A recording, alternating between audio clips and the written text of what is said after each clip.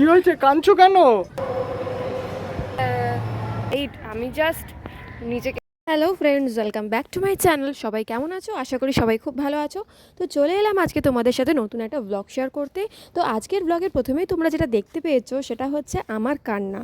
তো আমি কেন কান্নাকাটি করছি, কী এমন পরিস্থিতি তৈরি হলো, সেই সব যদি তোমাদের জানতে হয় তাহলে তোমাদের পুরো ভিডিওটা কিন্তু অবশ্যই দেখতে হবে। এই বস্তা পচা গরমের কোনো এক সন্ধেবেলায় আমি, পিলু আর পিলুর বাবা আমরা তিনজনে চলে গেছিলাম একটুখানি সায়েন্স সিটি ভিজিট করতে।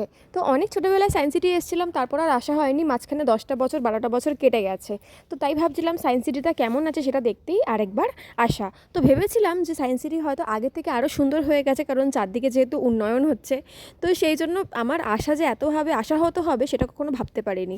তো রোপওয়ে দেখে শুভজিৎ বলল চলো রোপওয়ে চাপবো। আর আমার যেহেতু হাইটে ভয় লাগে তাই আমি রোপওয়ের প্ল্যানটা ক্যান্সেল করারই কথা বলছিলাম, কিন্তু শুভজিতের জিদ, ও চাপবেই, ওর খুব ইচ্ছা করছিল রোপওয়ে চাপতে। তো দুজনের 290 টাকা টিকিট নিল, অর্থাৎ 145 টাকা করে এক একজনের টিকিট। আর আমরা রোপওয়ে চাপার জন্য ওপরে রোপওয়ে স্টেশনে এসে দাঁড়ালাম। আমার তো দেখেই কেমন একটা আনইজি ফিল হচ্ছিল। আর এখানে সমস্ত নিয়মাবলী লেখা আছে, জুম করে দিলাম, তোমরা পজ করে পড়ে নিতে পারো।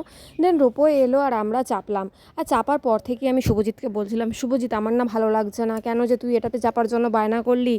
আর ও বললো দেখ না, কিছু হবে না। আর আমিও মনে মনে শক্তি আনলাম যে না, হয়তো সত্যি ভালো লাগবে।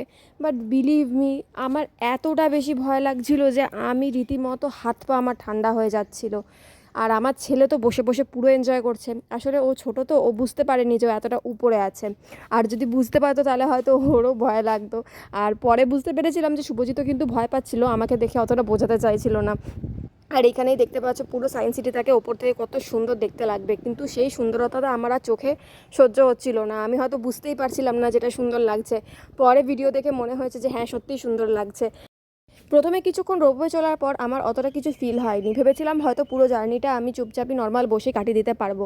কিন্তু কিছুক্ষণ যাওয়ার পরেই যখন দেখলাম যে একদম রোপওয়েটা অর্ধেক রাস্তায় গিয়ে দাঁড় করিয়ে দিয়েছে। এখনও বুঝতে পারলাম না কী কারণে রোপওয়েটাকে 2-3 মিনিট দাঁড় করিয়ে রেখে দিয়েছিল। আর অত উঁচুতে শূন্যে বসে থাকা, মানে এটা একটা মনের মধ্যে যাদের হাইটে ফোবিয়া আছে, ঠিক আছে, তাদের যে কী অবস্থা হয় সেটা বলে বোঝানোর মতন নয়। আর তখনই আমার মাথায় আসছিল রিসেন্টলি 2 বছর আগে হয়ে যাওয়া ঝাড়খণ্ডের তিরকুট পাহাড়ে একটা রোপওয়ে অ্যাক্সিডেন্ট। আর সেই সময় আমার সেই কথাগুলোই মাথার মধ্যে ঘুরছিল। তখন অবধিও আমি ভিডিওটা কন্টিনিউ রাখতে পেরেছিলাম, বাট তারপরে আমার হাত পা ঠান্ডা হয়ে যাওয়া, হাত পা কাঁপা, শ্বাসকষ্ট শুরু হয়ে যাওয়া, সব একসাথে হয়ে যায়। আর আমি ভিডিওটা বন্ধ করে ফেলি।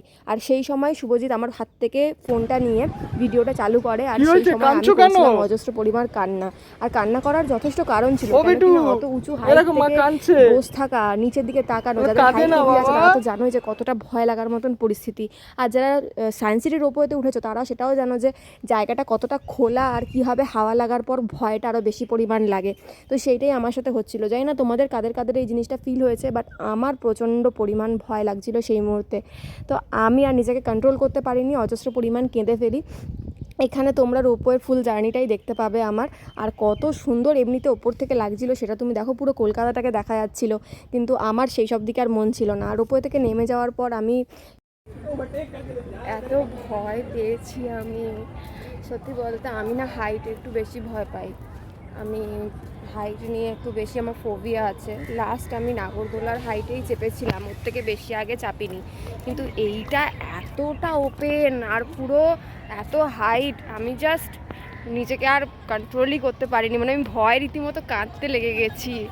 আর সেই সময় শুভজিৎ ভিডিওটা করেছে, মানে আমি জাস্ট মানে থরথর করে গুটি চুটি মেরে বসেছিলাম। এবার এতটা মানে আনএক্সপেক্টেড, আমি ভেবেছিলাম হ্যাঁ রোপওয়ে আগে চেপেছি সেরকম প্রবলেম হয়নি। ইভেন কি হরিদ্বারে ওখানেও উঁচু ছিল, তখন হয়তো ছোটো ছিলাম একদম, কিন্তু এইখানে আমি এসে জাস্ট আমি ভয় কাঁদতে লেগে গেছি।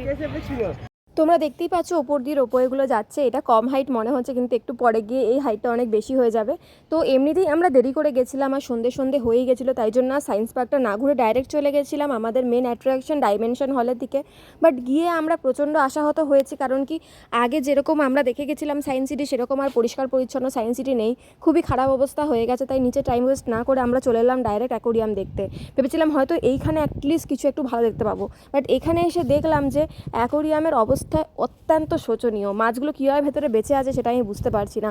এইখানের মেনটেন্যান্সের অবস্থা এত খারাপ, সরকার এত দিকে নজর দিচ্ছে, কিন্তু একটু সায়েন্স সিটির দিকেও নজর দিলে পারে, কিন্তু এই রকম অবস্থা হয়ে থাকবে আমি ভাবতে পারিনি। একটা মাছ ক্লিয়ারলি দেখা যাচ্ছে না, যেই সব মাছ আছে সেগুলো খুবই পুরনো, বয়স হয়ে গেছে, দেখে লাগছে ঠিকঠাক মেনটেনও হয় না।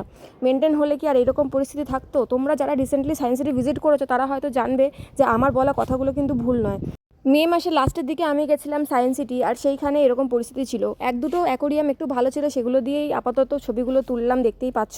আর বাকি অ্যাকোরিয়ামের অবস্থা খুব খারাপ।